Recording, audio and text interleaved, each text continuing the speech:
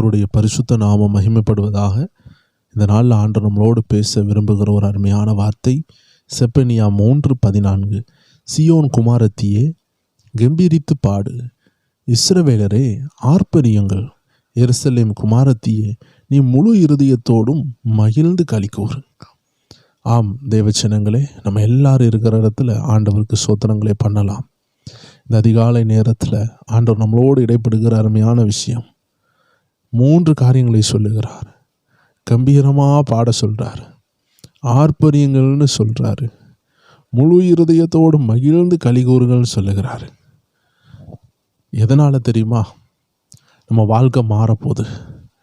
நம்ம ஆவிக்குரிய உலகத்தில் நம்மளுடைய வாழ்க்கையில் கர்த்தர் கிரியை செய்ய போகிறார். கர்த்தருடைய தயவு செய்யும் காலம் வந்திருக்கிறது. இரக்கத்தை பெற்றுக்கொள்ளக்கூடிய நேரம், மனம் திரும்பக்கூடிய காலம், விடுதலையின் நாட்களை கர்த்தர் உங்களுக்கு கொண்டு வந்திருக்கிறார். ரொம்ப நாளாக நடுக்கடலில் பயணம் செய்து வருகிறவங்க ஒரு கலங்கரை விளக்கை பார்க்கும் பொழுது, அந்த லைட் ஹவுஸ்ன்னு சொல்கிற அந்த விளக்கை பார்க்கும் பொழுது திசை கிடைத்து விட்டது என்பதை அவர்கள் புரிந்து கொள்வார்கள். அதை பார்க்கும் பொழுது கிலோமீட்டர் கணக்கான தூரத்தில் இருந்தாலும் ஒரு நம்பிக்கை பிறக்கும். தேவ ஜனமே, இந்த வசனங்கள் கலங்கரை விளக்காக இருக்கிறது. இதை நாம் பார்க்கும் பொழுது நமக்கு தெரியும், நம்மளுடைய குடும்பம் எப்படியாவது தப்பித்து விடும், எப்படியாவது கரை சேர்ந்து விடும், எப்படியாவது நம்மளுடைய குடும்பத்தில் உள்ள ஒவ்வொரு பேரும் பாதுகாக்கப்படுவார்கள் என்று இந்த வசனம் ஒரு கலங்கரை விளக்கத்தை போல இருந்து அந்த விளக்கை தூரத்திலிருந்து பார்க்கும் பொழுது ஒரு நம்பிக்கை உண்டாகிறது. அதிலும் மேலான நம்பிக்கை இந்த வார்த்தைகள் தருகிறது.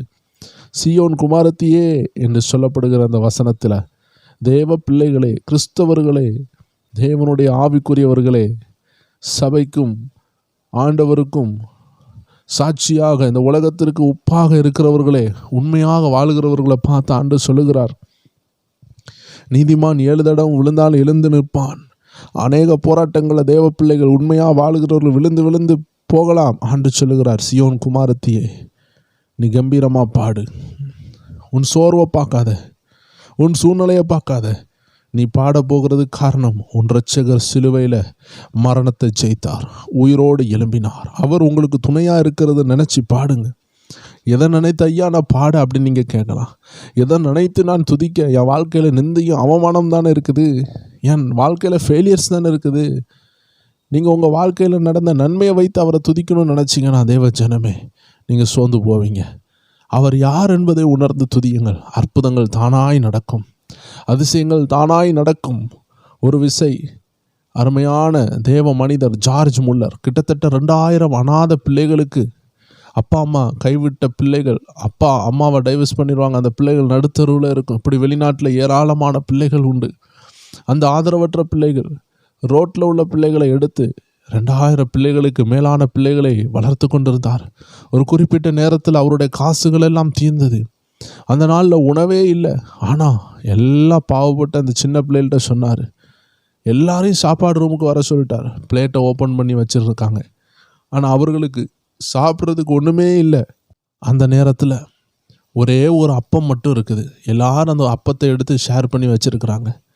அதுவுமே கொஞ்சம் தான் இருக்குது. இந்த நேரத்தில் அவங்க எல்லாரும் சாப்பிட்றதுக்கு உட்காந்துருக்காங்க. அவங்களுக்கு ஒன்றுமே இல்லாத அந்த நேரத்தில் தினமும் அவங்க பால் குடிப்பாங்க கொஞ்சம் சாப்பிட்டுட்டு. இப்போது டீ இல்லை, இன்றைக்கி அந்த காஃபி அந்த சூழ்நிலை, காஃபி இல்லாத சூழ்நிலை. இந்த நேரத்தில் ஏராளமான அற்புதங்கள் ஆண்டு ஜார்ஜ் முல்லருக்கு செய்திருக்கிறார். அந்த நேரத்தில் பார்த்தீங்கன்னா திடீர்னு யாரோ அவங்களோட ஆர்ஃபனேஜினுடைய கதவை தட்டுகிறாங்க. தட்டி உள்ளே வந்து சொல்கிறாங்க, ஐயா எங்கள் லாரி இங்கே பஞ்சர் ஆகிட்டியா? இந்த இடத்துல நாங்கள் பால் லிட்டர் கணக்காக கொண்டு வந்தோம். 10,000 லிட்டருக்கு மேலே உள்ள பால் இந்த லாரிக்குள்ளே இருக்குது. இது இங்கே இருந்துச்சுன்னா கெட்டு போயிடும். இந்த லாரியை சரி பண்ண வர்றதுக்கு, இதை இங்கேருந்து கொண்டு போகிறதுக்கு கிட்டத்தட்ட 4 நாள் ஆகும். இந்த பாலெல்லாம் கெட்டு போயிடும். கிட்டத்தில் உங்கள் அநாத ஆசிரம் இருக்குதுன்னு கேள்விப்பட்டோம், தயவுசெய்து இந்த பாலை எடுத்துக்கொள்ளுங்கன்னு சொன்னாங்க. அப்படியே அந்த பாலை எடுத்து அந்த பிள்ளைகளுக்கு தேவையான பால்களை எடுத்து சின்ன சின்ன பிள்ளைகளுக்கு தேவையான பால்களை கொடுத்தாங்க. இதே போல் இன்னொரு விசை, சாப்பாடே இல்லாமல் இருக்கும் பொழுது எங்கேயோ போக வேண்டிய ஒரு நிறைய சாப்பாடை கொண்டு போன ஒரு வண்டி எகைன் திரும்பி அந்த இடத்துக்கு வரும் பொழுது, இதே போல் ஒரு சூழ்நிலையினால், இல்லை ஏதோ ஒரு பண்டிகையினுடைய முடிவில் எக்ஸ்ட்ரா நிறையா ஃபுட்டு வந்ததுனால, ஏதோ ஒரு காரணத்தினால அவருடைய அதே ஆர்ஃபனேஜுக்கு திரும்பியும் உணவுகள் கொண்டு வரப்பட்ட இன்னொரு சாட்சியும் நான் கேள்விப்பட்டிருக்கிறேன். இப்படி தேவ ஜனங்களை அந்த ஆர்ஃபனேஜில் கர்த்தருடைய கரம் 2000 பிள்ளைகளை ஒரு குறைவில்லாமல் நடத்தியது. இன்றைக்கு ஆண்டவர் நம்மளை பார்த்து சொல்லுகிறார், நீங்கள் மகிழ்ந்து களி கூறணும். ஏன்னா நம்ம ஆண்டவர் சர்வ வல்லமை உள்ளவராக இருக்கிறார். அவருடைய வல்லமை நம்ம குடும்பத்தில் இறங்குறதற்கு நம்ம விட்டு கொடுக்கணும். இந்த லென்ஸ் சொல்லுவாங்க, அந்த லென்ஸை கொஞ்ச நேரம் சூரிய வெளிச்சத்தில் காமிச்சு கொண்டே இருந்தால் அது படுற அந்த பாயிண்டில் தீ அந்த பேப்பர்லேயோ இல்லை ஏதாவது ஒரு சின்ன துணியில் பட்டாலோ தீ உண்டாகும்னு சொல்லுவாங்க. அதிலிருந்து என்ன புரியுதுன்னா, சூரியன்லேருந்து வரக்கூடிய வெளிச்சத்தை லென்ஸ் மூலமாக ஃபோக்கஸ் பண்ணி ஒரு காரியத்தில் காமிச்சு கொண்டே இருந்தால் தீ பிடிக்குது. இதே போல் உன்னதமான தேவனுடைய வெளிச்சத்தை உங்கள் இருதயத்தில் பெற்றுக்கொண்டு அதை நம்பிக்கையாக பெற்றுக்கொண்டு அந்த வெளிச்சத்தை உங்கள் குடும்பத்தின் மேலே காமிச்சு கொண்டே இருந்தீங்கன்னா உங்கள் குடும்பம் மாற்றங்களை சந்திக்கும். நீங்கள் யோசிக்கலாம், எப்படி தேவனிடத்திலிருந்து வெற்றியை கொண்டு வர ஆண்டவர் உங்களை தான் அழைக்கிறார். நீங்கள் தான் அந்த லென்ஸ், நீங்கள் தான் அந்த கண்ணாடி. சூரிய வெளிச்சம் கண்ணாடியில் படும் பொழுது, கண்ணாடியில் பட்டு பூமியில் படும் பொழுது அது கூர்மையான வெளிச்சமாய் மாறும். இதே போல் தேவனிடத்திலிருந்து வருகிற நன்மைகள் உங்கள் பிள்ளைகள் மேலே இறங்கணும்னா முதலாவது அது உங்கள் இருதயத்துக்குள்ளே இறங்கும். அந்த இருதயத்தில் இறங்குறதுக்காக தான் நீங்கள் குமாரத்திகள், சீயோன் குமாரத்திகள்னு சொல்லப்பட்டிருக்கிறது. இஸ்ரவேலின் ஜனங்கள், நீங்கள் என்ன செய்யணும்? ஆர்ப்பரியுங்க, கொண்டாடுங்க, சூழ்நிலையை பார்க்காதீங்க, உபத்திரவத்தில் ஜெபிங்க, ஆராதிங்க. ஒரு இடத்துல ஒரு பாஸ்டர் ஜெபிக்க வந்திருக்காரு. ஆண்டு சொல்லியிருக்காரு, அந்த மரண படுக்கையில் இருந்த இடத்துல ஆண்டு சொல்லியிருக்காரு, நல்லா துதிச்சு பாடுன்னு சொல்லியிருக்காரு. இப்போ அங்கே உள்ள எல்லாரும் மௌனமாக இருக்காங்க. அவர் சாகிற நிலைமையில் இருக்கார். ஆண்டு சொன்னார், ஆராதனை இல்லை, நீ நல்லா குதிச்சு சந்தோஷமாக பாடுன்னு சொல்லியிருக்காரு. இவர், ஆண்டவரே நான் இங்கே செஞ்சால் எல்லாரும் தப்பாக நினைப்பாங்களேன்னு யோசித்து கொண்டு இருக்காரு. ஆனால் ஆண்டுடைய சத்தம் பலமாக இருந்ததுனால நல்லா கையை தட்டி நல்லா சந்தோஷமாக சிரித்து எல்லாரையும் சந்தோஷமாக பாட சொல்லியிருக்காரு. மரண தருவாயில் இருந்த அந்த நபர் பாடல் முடியும் பொழுது குதிச்சு எழும்பி நிற்கிறார். ஏன்னா தேவ பிரசன்னம் இறங்கி அங்கே சுகத்தை உண்டாக்கிட்டு. அதனால் நம்ம துதிச்சு சந்தோஷமாக இருக்கும் பொழுது 3 விஷயத்தை கவனமாக பாருங்கள். கம்பீரமாக பாடுங்க, நல்லா ஆர்ப்பரியுங்க, நல்ல முழு மனதோடு மகிழ்ந்து களி கூறுங்க, அறகுறையாக இருக்காதீங்க, கர்த்தருக்குள்ள முழுசாக சந்தோஷமாக இருங்க. கர்த்தர் இதை செஞ்சானா சந்தோஷமாக இருப்பேன் அப்படி சொல்லாதீங்க. கர்த்தர் நல்லவர், உங்களுக்காக உயிரே கொடுத்துருக்காரு, உங்களுக்கு பரலோகம் தாரார். இந்த பூமியில் சிலது கிடைக்கும் கிடைக்காம போகும், அதுக்குன்னு சொல்லிட்டு பரலோகத்தை தராமல் இருக்கிறாரா? அதுக்குன்னு சொல்லிட்டு நம்மளை ராஜ்யத்தில் கொண்டு போக மாட்டேன்னு சொல்கிறாரா? ஆவிக்குரிய நன்மைகளை தரமாட்டேன்னு சொல்கிறாரா? இந்த பூமிக்குள்ளே சில விஷயங்கள் குறையும் கூடும். அதை பார்த்து நம்ம ஆண்டவரை கணக்கு போடக்கூடாது. அவர் நல்லவர் என்பதில் சந்தேகமே இல்லை. அவரை துதித்து கொண்டே இருக்கணும். துதிக்கும் பொழுது அவருடைய வெளிச்சம் உங்க இருதயத்தில் பட்டு அது உங்க குடும்பத்துக்குள்ள இன்னும் பிரகாசிக்கும் பொழுது உடனே விடுதலை வரும். ஒரு ஜெபிக்கிற தாய் இருக்காங்கன்னா, ஒரு ஜெபிக்கிற கணவர் இருக்கிறாங்கன்னா, இல்லை ஜெபிக்கிற ஒரு ஹஸ்பண்ட் இல்லை ஒரு தகப்பன் இருக்கிறாங்கன்னா, பிள்ளைகள் இருக்கிறாங்கன்னா, உங்கள் மேலே தேவ வெளிச்சம் இறங்கி அது உங்களிலிருந்து உங்கள் குடும்பத்துக்குள்ளே தொட ஆரம்பிக்கும். படிக்காத பிள்ளைகளை நீங்கள் பார்த்து ஜெபிப்பீங்க, குடிகார கணவருக்காக ஜெபிப்பீங்க. உங்களுக்குள்ளே இறங்குற வெளிச்சம் அது அங்கே மாற்றத்தை உண்டாக்கும். எப்படி இந்த லென்ஸ் மேலே சூரிய வெளிச்சம் பட்டு 3வது ஒரு பொருளில் அது படும்பொழுது அங்கே ஒரு மாற்றம் உண்டாகுகிறது. இதே போல் தேவ ஜனங்களே, உங்கள் மூலமாக கர்த்தர் ஒரு காரியத்தை செய்ய போகிறார். அதனால தான் சொல்லுகிறார், நீங்கள் துதிங்க, நீங்கள் ஆர்ப்பரிங்க, நீங்கள் முழு மனதாய் சந்தோஷமாக இருங்க. அவர் செய்த நன்மைகளை நினைத்து பாருங்கள். வேதத்தின் அதிசயங்களை எடுத்து சந்தோஷமாக துதிச்சு பாருங்கள். உங்கள் வாழ்க்கை மாறுதா இல்லையான்னு பாருங்கள். எல்லாரும் கண்களை மூடலாம். ப்ரேயர் டீம் குடும்பத்தார், புதிதாக இணைந்தவர்கள் யாராக இருந்தாலும் சரி, ஏசப்பா உங்களை பார்த்து தீர்க்க தரிசனமாக சொல்கிறார், நீங்கள் பயப்படாதீங்க, நீங்கள் சந்தோஷமாக ஆடி பாடி துதிச்சு பாருங்கள். நல்லா கர்த்தரை உயர்த்தி பாருங்கள். தாவீதை போல துதித்து பாருங்கள். தனிமையாக இருக்கும்போது துதித்து பாடுங்க. பிசாசு ஓடுவான், துதி எடுத்தால் பிசாசு ஓடுவான். நீங்கள் முறுமுறுக்காதீங்க, அவன் திரும்பி வருவான். அதனால் துதிச்சு பாடுங்க, பிசாசை விரட்டுங்க. பிசாசு ஓடிட்டுனா ஆசீர்வாதம் வீட்டுக்கு வரும். ஹல்லேலூயா. செவிடும் ஊமை உள்ள ஆவியை இயேசு விரட்டினார். உடனே செவிகள் திறந்தது, வாய் பேச ஆரம்பித்தது. ஃபினான்சியல் பிரச்சனையா, குடும்பத்தில் குடிகார ஆவியா, அந்த ஆவியை விரட்டுங்க. அந்த ஆவி உங்களை தந்திரமாக சண்டை போட வைக்கும், எதிர்த்து பேச வைக்கும். அதெல்லாம் பார்க்காதீங்க. நீங்கள் அதுக்கு ரிப்ளை கொடுக்காம நீங்கள் செபிக்க ஆரம்பிங்க. முட்டு போடுங்க. எந்த பிரச்சனைனாலும் முட்டை போடுங்க, உடனே மாறுறதை பார்ப்பீங்க. நான் ஒரு விஷயம், என்னுடைய காலேஜில் ஒரு மோசமான தம்பி, ரொம்ப பயங்கரமான ரவுடி, அவன் புதிதாக சேர்ந்தான். அந்த நாட்களில் நான் அங்கே ஒர்க் பண்ணிகிட்டு இருக்கிறேன், ஒரு சாரா ஒர்க் பண்ணுறேன். அப்போ எனக்கு சொல்கிறாங்க, இவன் மோசமான நபர், பயங்கரமான செயின் ஸ்நாச் பண்ணுறவன், பயங்கரமான ட்ரக்ஸ் டீலர், பயங்கர மோசமானவன். அவன் அந்த காலேஜில் உள்ள எல்லா பைபிள் காலேஜ் ஸ்டூடெண்ட்டையும் நாசாக்கிடுவான். அப்போ நான் ஜெபிக்கிறேன். ஜெபிக்க போன உடனே அவன் வந்துட்டான்னு சொன்ன உடனே நான் ஆஃபீஸ் ரூமில் போய் முட்டு போடுறேன். ஆண்டவரே, இந்த தம்பியை நீங்கள் தொடணும், நீங்கள் ரட்சிக்கணும் அப்படின்னு சொல்லி கொண்டு ஜெபிக்கும் பொழுது ஆண்டவர் காட்டுறாரு, ஒரு கழுகு பறந்து வந்து அவனை கொத்திட்டு போகிறத காமிச்சார். ஆல்ரெடி 2 வருஷம் படிச்சுட்டான். அந்த கடைசி வருஷம் ஆண்டவனுக்கு நல்ல வாய்ப்பு கொடுத்தார் மனம் திரும்புகிறதுக்கு. ஆனால் மனம் திரும்பாமல் அவன் எல்லாரையும் நாசாக்கி கொண்டிருந்ததுனால ஆண்டவர் காமிச்ச தரிசனத்தின்படியே ஒரு 3 மாதம் படிச்சிருப்பான். திடீர்னு அவங்க குடும்பத்தில் பிரச்சனை வந்தது. திடீர்னு அவன் வந்து அந்த காலேஜில் டிஸ்கண்டினியூ பண்ணிட்டு போயிட்டான். நல்ல டிகிரி கிடச்சிருக்கும். ஆனால் அந்த டிகிரியை வாங்காமல் ஆண்டருக்காக ஊழியம் செய்ய வேண்டியவன் பிசாசு அவனை திருடி கொண்டு போனது. ஒரு கழுகு வந்தது, கொத்தி கொண்டு போனதை நான் தரிசனத்தில் பார்த்தேன். அவன் இருந்தால் அங்கே உள்ள எல்லா பிள்ளைகளையும் நாசாக்குவான்னு சொல்லி ஆண்டவர் அவனை வேறு இடத்துக்கு கொண்டு போய் வேறு விதமாக அவனை உருவாக்கலான்னு கொண்டு போயிட்டார். ஆனால் அவனுக்கு கிடைச்ச பாக்கியத்தை அவன் இழந்தான். அவன் உண்மையாக வாழ்ந்திருந்தா அந்த கழுகு அவனை கொத்திட்டு போயிருக்காது. ஸோ பிரச்சனைகள் வர்றதுக்கு முன்னாடி நம்ம முட்டு போடும் பொழுது கர்த்தர் அற்புதங்களை செய்வார்.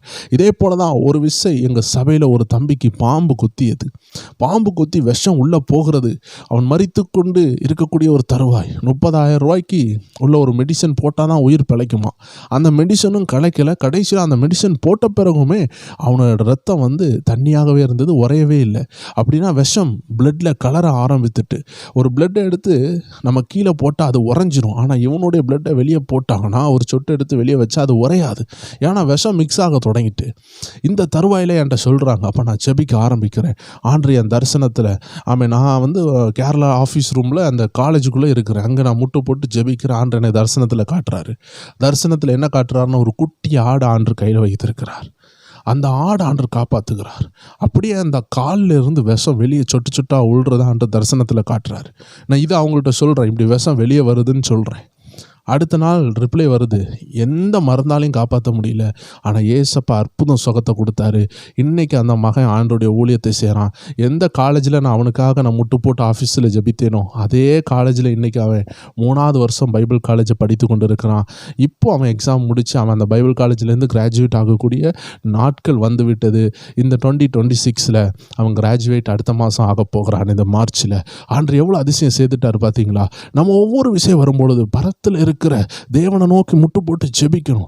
நம்ம ஆவிக்குரிய கண்களை கூர்மையாகணும். அப்போ தான் என்ன நடக்குதுன்னு ஆண்டவர் வெளிப்படுத்துவார். ஒரு விஷயம் நான் 40 நாள் உபாசம் பண்ணி ஜெபித்து கொண்டு இருக்கிறேன். பயங்கரமான ஒரு கோபத்தின் ஆவி என்னை அட்டாக் பண்ணி கொண்டு இருக்கு.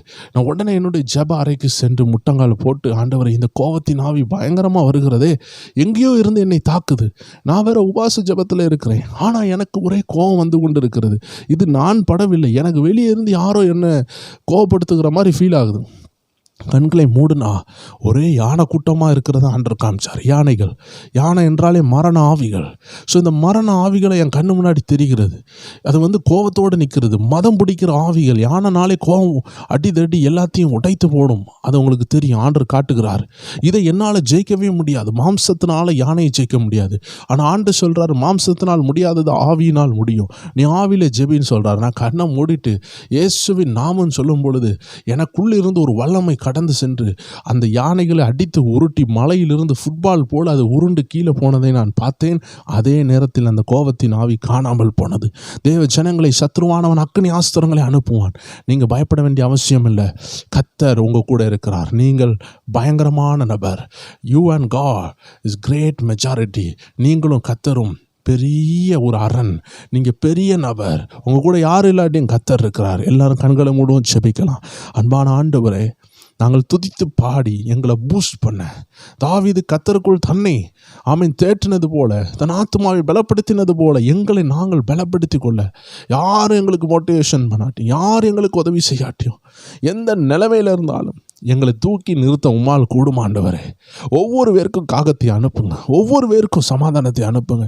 விடுதலை அனுப்புங்க. இந்த நாள் இன்பமாக இருக்கட்டும், ஆசீர்வாதமாக இருக்கட்டும். தேவ கரம் கூட இருக்கட்டும். இயேசு கிறிஸ்துவின் நாமத்தில் ஜெபிக்கிறோம் நல்ல பிதாவே. ஆமேன், ஆமேன், ஆமேன். God bless you. ஆண்டோடைய நாமம் மகிமைப்படட்டும். இன்று இரவும் நம்ம ப்ரேயர் டைம் சேனலில் 9 மணி அளவில் நல்ல ஒரு ஆவிக்குரிய வார்த்தையோடு ஜெபத்தோடு நம்ம சந்திக்கலாம். ஆவியின் பட்டயத்தை எடுத்து யுத்தம் பண்ணக்கூடிய இந்த அருமையான செக்ஷன், வார்த்தையை இருதயத்துக்கு கொண்டு போகிற இந்த செக்ஷனில் ஒவ்வொரு பேரும் கலந்து கொள்வோம். கர்த்தருடைய நாமம் மகிமைப்படட்டும். அநேகருக்கு அநேக விடுதலையை கட்டளையிட்டு கொண்டு இருக்கிறார். உங்கள் விடுதலைக்காக நீங்கள் ஆயத்தப்படுங்க. கர்த்தருடைய நேரம் உங்கள் வாழ்க்கையில் வருவதாக. 9 மணி அளவில் சந்திக்கலாம். God bless you. ஆமேன், ஆமேன்.